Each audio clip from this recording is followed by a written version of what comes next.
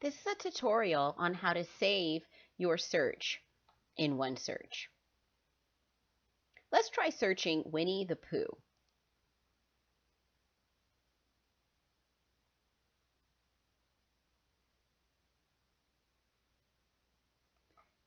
Make sure you are signed in to your OneSearch account so that your saved queries will stick with your account and won't be erased.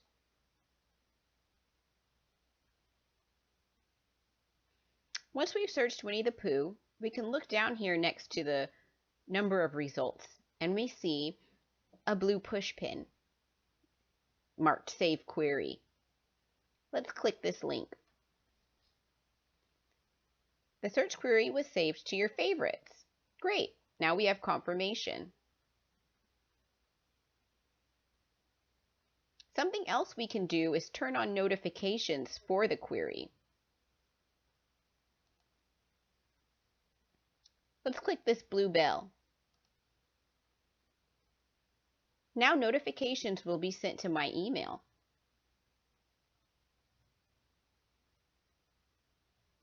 All I have to do is click Save.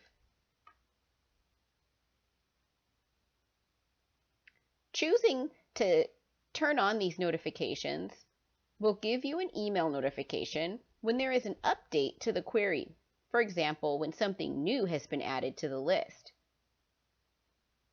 If you want to view your saved searches, click on the blue push pin on the top right of the page.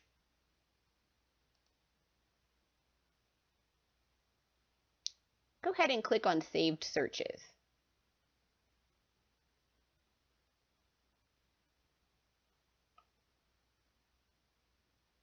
If you want to delete a saved search, select the pushpin icon with the slash through it on the left of the saved query.